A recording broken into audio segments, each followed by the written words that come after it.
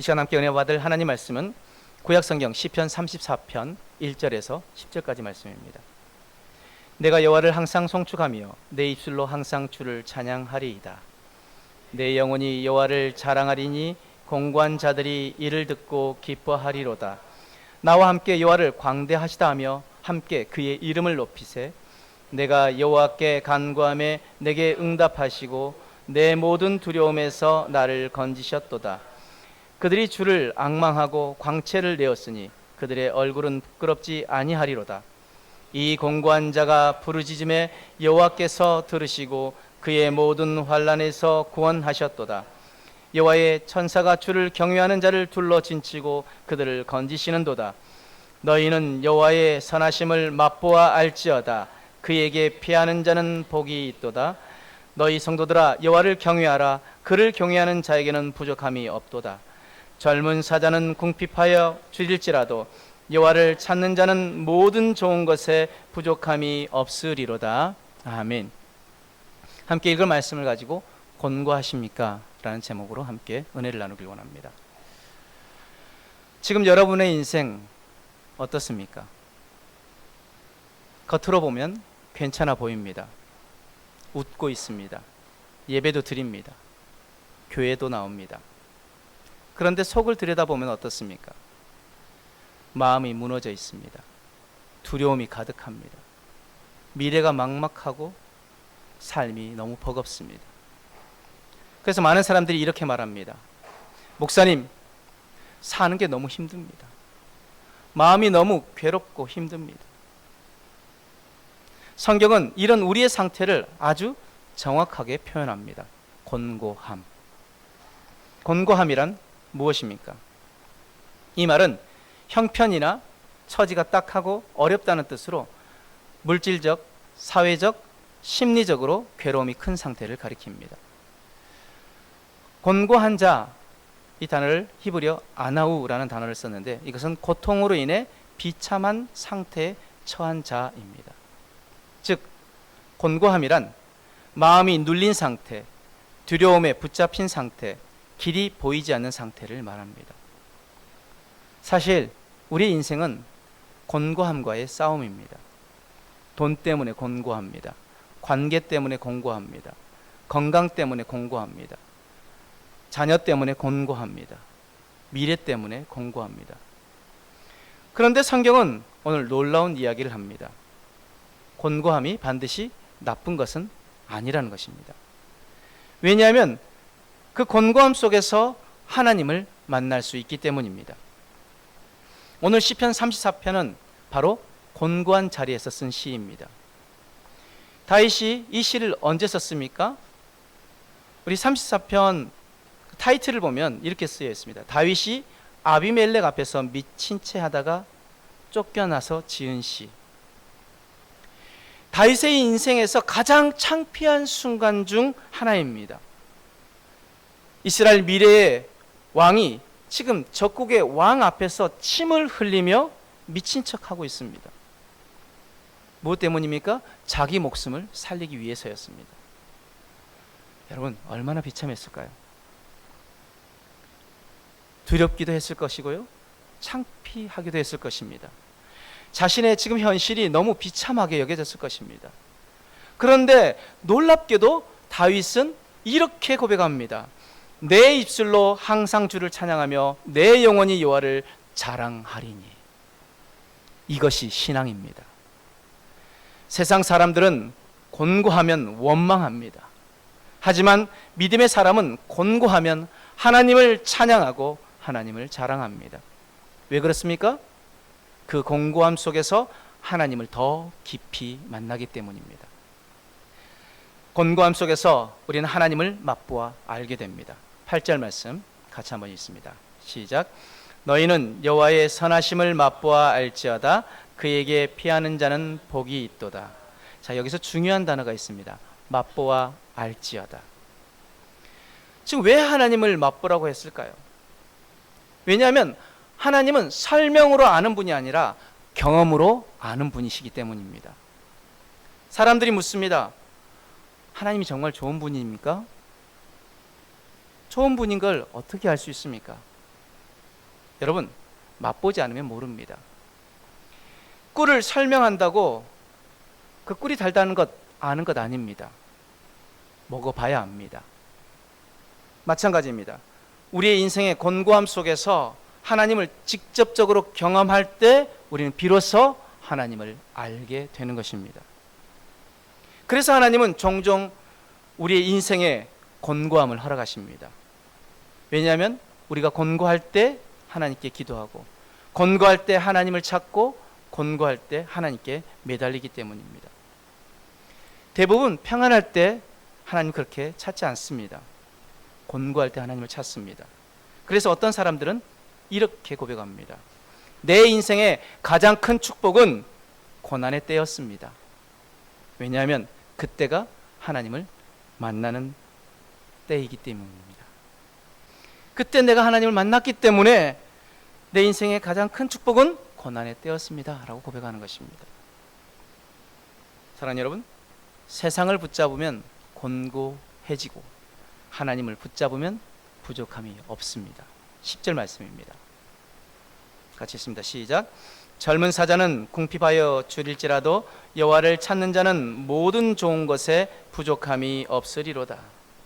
여기서 젊은 사자는 무엇을 의미합니까?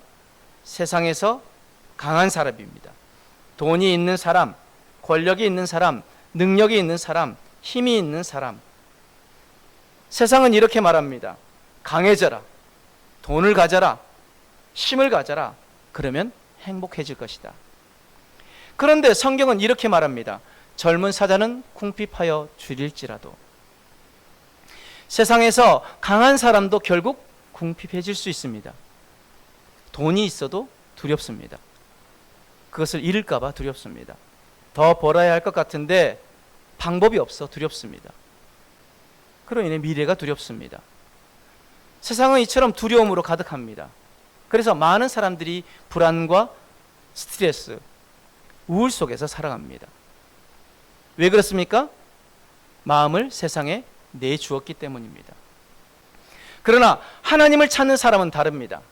10절 말씀, 여호와를 찾는 자는 모든 좋은 것에 부족함이 없으리로다. 왜 부족함이 없습니까? 우리 하나님이 부족함이 없으신 분이시기 때문입니다. 그래서 다윗은 그 하나님을 알았기에 여호와는 나의 목자시니 내게 부족함이 없으리로다 라고 고백했던 것입니다. 하나님 목자 되시면 내게 부족함이 없습니다. 믿으시길 바랍니다. 하나님이 나의 목자 되시면 내게 부족함이 없습니다. 그렇다면 내 인생 왜 부족함을 느낄까요? 하나님이 나의 진짜 목자가 안 되셨기에. 축복합니다. 여러분의 참된 목자가 하나님이 되시고 그 하나님으로 인해 여러분의 인생에 다윗과 같은 고백이 있기를 축복합니다. 하나님 나의 목자시기에 나는 부족함이 없습니다. 또한 우리 인생 가운데서 곤고함을 이기는 것은 바로 하나님을 경외하는 것입니다. 11절 말씀 같이 읽습니다. 시작. 너희 자녀들아 와서 내 말을 들으라. 내가 여호와를 경외하는 법을 너희에게 가르치리로다. 여기서 경외는 야레, 즉 두려워하다, 존경하다, 경배하다입니다. 다윗은 말합니다. 여호와를 경외하는 법을 배워야 한다. 왜냐하면 인간은 반드시 무언가를 두려워하며 살기 때문입니다. 가난을 두려워합니다. 사람을 두려워합니다. 미래를 두려워합니다. 실패를 두려워합니다. 그래서 그 두려움 때문에 거짓말도 하고 죄도 짓고 양심도 버립니다. 그러나 성경은 말합니다. 세상을 두려워하지 말고 하나님을 두려워하라. 하나님을 경외하라. 그렇다면 하나님을 경외하는 삶은 무엇입니까? 입술을 지키는 삶입니다. 말로 죄 짓지 않는 것입니다. 선을 행하는 삶입니다. 이익 때문에 악을 선택하지 않는 것입니다. 말씀을 따라 사는 삶입니다. 손해를 보더라도 하나님의 말씀을 지키는 것입니다. 이것이 여호와를 경외하는 삶입니다. 그런데 기억해야 하는 것, 하나님을 경외하며 살아가는 의인에게도 고난은 있다는 것입니다. 19절 말씀 같이 읽습니다. 시작. 의인은 고난이 많으나 여호와께서 그의 모든 고난에서 건지시는도다. 자, 이 말씀 매우 중요합니다. 성경은 거짓말하지 않습니다. 믿으면 고난 없다라고 말하지 않습니다. 성경은 분명히 말합니다. 의인은 고난이 많다. 믿음의 사람도 실패합니다. 아픕니다. 눈물 흘립니다. 상처받습니다. 그러나 믿음의 사람과 믿지 않는 사람의 차이는 무엇입니까? 세상 사람들은 고난 속에서 좌절하고 낭망하고 쓰러집니다. 그러나 믿음의 사람은 여호와께서 나를 모든 고난에서 건지신다라고 고백합니다. 하나님은 우리의 고난을 보고 계시고 듣고 계시고 알고 계시고 기억하고 계십니다. 그래서 결국 우리를 건지십니다. 그래서 오늘 말씀을 우리의 삶에 어떻게 적용해야 할까요? 곤고함을 이겨내기 위한 실제적인 방법을 함께 나누길 원합니다. 첫 번째, 문제를 만날 때 즉시 하나님께 가져가는 습관을 훈련하시길 바랍니다. 많은 사람들은 문제가 생기면 먼저 걱정하고 계산하고 해결해 줄 사람을 찾습니다. 하지만 시편 34편은 먼저 누구를 찾으라고 합니까? 하나님을 찾으라고 말합니다. 문제가 생기면 즉시 기도부터 하시길 바랍니다. 해결책보다 먼저 하나님께 여러분의 마음을 올리시길 바랍니다. 하나님, 이 문제 속에서도 하나님을 경험하게 해주세요. 이렇게 기도하시길 바랍니다. 자녀의 문제, 먼저 하나님께 맡기시길 바랍니다.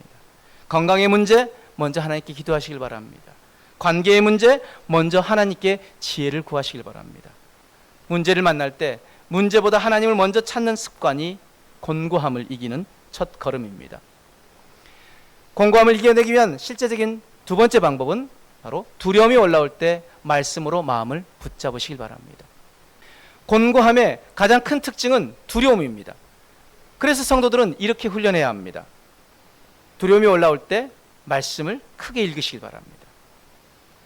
또 여러 말씀드렸지만 특별히 시편 말씀을 입술로 선포하시길 바랍니다.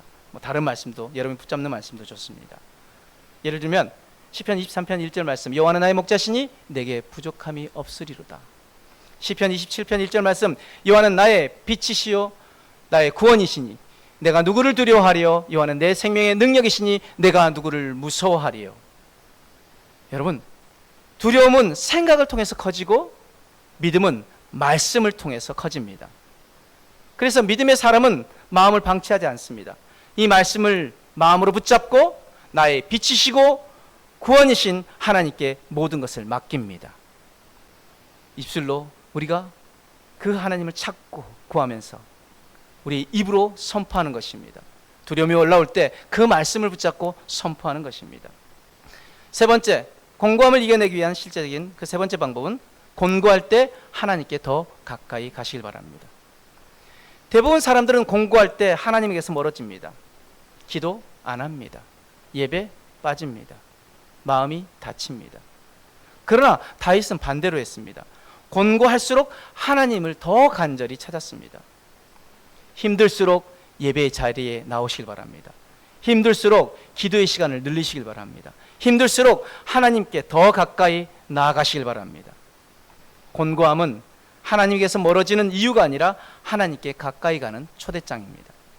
곤고함을 이겨내기 위한 실제적인 방법 네 번째는 입술을 지키는 훈련을 하시길 바랍니다. 곤고할 때 사람들은 이렇게 말합니다. 나는 끝났다. 내 인생 망했다. 왜 나만 이런가?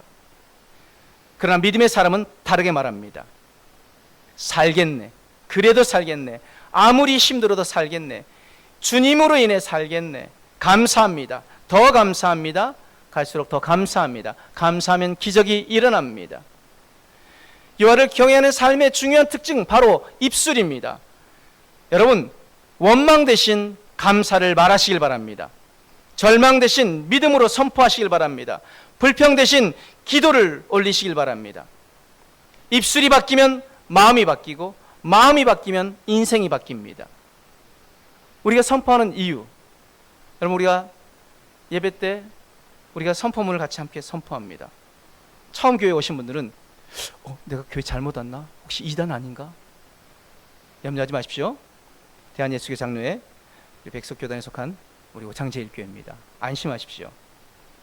그런데 왜 우리가 이걸 선포합니까? 훈련입니다. 다른 것이 아니라 훈련입니다. 내 입을 크게 열라 내가 채우리라 말씀하셨기에 그 말씀 붙잡는 것입니다. 죽고 사는 것이 혀의 힘에 달렸나니 혀를 쓰기 좋아하는 자는 혀의 열매를 먹으리라 말씀하셨기에 우리의 혀를 복되게 여는 것입니다. 긍정적으로 여는 것입니다. 믿음의 혀를 우리가 사용하는 것입니다. 너희 말이 내 귀에 들린 대로 내가 너에게 행하리라 말씀하셨기에 그 약속의 말씀을 붙잡는 것입니다. 여러분, 우리가 믿음으로 선포하면 가장 먼저 누가 듣습니까? 하나님도 들으시고 또 누가 듣습니까? 내가 말하는 것 내가 듣습니다. 누가 듣는다고요? 내가 듣습니다. 여러분, 우리가 믿음으로 선포할 때 내 귀가 듣고 있고 여러분 우리의 뇌가 듣고 있습니다. 그러면 어떻게 됩니까? 살겠네 하면 살겠네, 그래도 살겠네, 아무리 힘들어도 살겠네 선포하면요 내 뇌는 긍정적인 신호로 여기고 살아내는 힘을 우리에게 줍니다. 그런데 반대로 죽겠네, 아이고 죽겠네 그러면 어떻게 됩니까? 부정적인, 여러분 뇌는요 주어가 없습니다. 주어가 없기 때문에 남을 욕하면 누구를 욕하는 줄 아십니까? 자기를 욕한다고 생각해서 안 좋은 호르몬을 내려보냅니다. 그리고 이 뇌는요 말의 지배를 받습니다. 하나님께서 우리에게 주신 우리 명령과 선포할 수 있는 권세를 주셨는데 이 뇌도 우리의 말의 지배를 받습니다. 그러니까 혀를 사용하여서 말을 긍정적으로 말하면 우리의 삶은 어떻게 해요? 긍정회로가 돌아갑니다. 그런데 부정적으로 말하면 우리는 부정적인 회로가 돌아가서 계속 여러분 죽겠네 하면 죽을 일들이 쌓이고요, 미치겠네 하면 미칠 일들이 쌓입니다. 그러나 우리 입술을 복되게 여시길 바랍니다. 살겠네, 그래도 살겠네, 아무리 힘들어도 살겠네, 주님으로 인해 살겠네. 아멘. 다시 한번 해봅시다. 살겠네, 그래도 살겠네, 아무리 힘들어도 살겠네, 주님으로 인해 살겠네. 아멘. 입술이 바뀌면 마음이 바뀌고 마음이 바뀌면 인생이 바뀝니다. 공고함을 이겨내기 위한 실제적인 방법 5번째, 세상을 붙잡지 말고 하나님을 붙잡으시길 바랍니다. 현대인들이 가장 많이 붙잡는 것, 돈, 사람, 안정감입니다. 하지만 그것이 인생을 안전하게 만들지 않습니다. 돈보다 하나님을 의지하시길 바랍니다. 사람보다 하나님을 신뢰하시길 바랍니다. 상황보다 하나님을 더 바라보시길 바랍니다. 성경은 말합니다. 여호와를 찾는 자는 모든 좋은 것에 부족함이 없으리로다. 아멘. 하나님이 인생의 주인 되어진 사람은 세상의 것 없어도 괜찮습니다. 하나님 한 분으로 충분하기 때문입니다. 그 하나님이 나의 목자 되시기에 나는 부족함이 없습니다를 고백할 수 있습니다. 공고함을 만날 때 여러분 이렇게 질문하시길 바랍니다. 삶에서 실제적으로 가장 중요한 적용은 질문을 바꾸는 것입니다. 대부분의 사람들은 이렇게 질문합니다. 왜 이런 일이 나에게 생겼지? 이 고난은 도대체 언제 끝나는 거지? 왜 나에게만? 그러나 믿음의 사람은 이렇게 질문합니다. 하나님은 이 상황에서 무엇을 가르치고자 하시는 걸까? 하나님은 어떤 믿음을 만들어가고 계시는 걸까? 하나님은 어떻게 이 상황을 통해서 하나님을 더 깊이 알아가게 하시는 걸까? 여러분, 질문이 바뀌면 인생이 바뀝니다. 말씀을 정리해보면 공고함 속에서 믿음의 사람은 이렇게 삽니다. 첫 번째, 문제를 만나면 먼저 하나님께 갑니다. 두 번째, 두려움이 오면 말씀으로 마음을 붙잡습니다. 세 번째, 힘들수록 예배와 기도로 더 가까이 하나님께 나아갑니다. 네 번째, 입술로 불평 대신 믿음의 말을 합니다. 다섯 번째, 세상보다 하나님을 붙잡습니다. 오늘 말씀을 들으며 여러분 마음속에 떠오르는 것이 있었을 것입니다. 어떤 분은 돈 문제가 떠올랐을 것입니다. 어떤 분은 자녀 문제가 떠올랐을 것입니다. 어떤 분은 관계의 상처가 떠올랐을 것입니다. 어떤 분은 미래에 대한 두려움이 떠올랐을 것입니다. 여러분의 인생에도 지금 곤고함이 있습니다. 그러나 오늘 하나님 우리에게 말씀하십니다. 너희는 여호와의 선하심을 맛보아 알지어다. 여러분, 곤고함은 인생의 끝이 아니라 곤고함은 하나님을 만나는 자리가 되어집니다. 문제를 바라보면 두려움이 커집니다. 하지만 하나님을 바라보면 믿음이 커집니다. 문제를 붙잡으면 인생이 곤고해집니다. 그러나 하나님을 붙잡는 인생은 부요해집니다. 그래서 오늘 하나님 우리에게 질문하십니다. 너는 지금 무엇을 두려워하며 살고 있느냐? 돈입니까? 사람입니까? 미래입니까? 아니면 하나님입니까? 돈을 두려워하면 돈의 종이 됩니다. 사람을 두려워하면 사람의 종이 됩니다. 세상을 두려워하면 세상의 종이 됩니다. 그러나 하나님을 두려워하는 사람은 하나님의 사람이 되어집니다. 다윗은 인생의 가장 비참한 순간 깨달았습니다. 문제 해결이 답이 아니라는 것을, 힘이 답이 아니라는 것을, 돈이 답이 아니라는 것을, 오직 하나님만이 해답이라는 것을. 그래서 그는 외칩니다. 너희는 여호와의 선하심을 맛보아 알지어다. 사랑하는 여러분, 여러분의 인생이 공고합니까? 그러면 절망하지 마시길 바랍니다. 그 자리가 하나님을 만나는 자리가 될 수 있습니다. 문제보다 하나님을 바라보며 세상을 두려워하지 말고 하나님을 경외하며 나아갈 때 우리는 깨닫게 될 것입니다. 공고함 속에서도 하나님이 여전히 나와 함께 하신다는 것을. 그리고 어느 날 우리도 다윗처럼 고백하게 될 것입니다. 내 입술이 항상 주를 찬양하며 내 영혼이 여호와를 자랑하리니. 여러분, 문제를 붙잡지 마시길 바랍니다. 하나님을 붙잡으시길 바랍니다. 그러면 하나님이 여러분의 인생을 붙드실 것입니다. 아멘. 오늘 이 말씀 가지고 우리가 이렇게 결단하기 원합니다. 첫 번째, 나는 문제를 바라보지 않겠습니다. 오직 하나님을 바라보겠습니다. 문제를 바라보면 두려움이 커집니다. 그러나 하나님을 바라보면 믿음이 커집니다. 그렇기에 문제가 아니라 하나님을 바라보는 삶을 선택하겠습니다. 두 번째, 나는 세상을 두려워하지 않겠습니다. 오직 하나님을 경외하겠습니다. 돈 때문에, 사람 때문에, 미래 때문에 죄 짓지 않겠습니다. 세상보다 하나님을 두려워하며 말씀을 삶으로 살아내겠습니다. 이 결단이 오늘 우리 안에 있길 원합니다.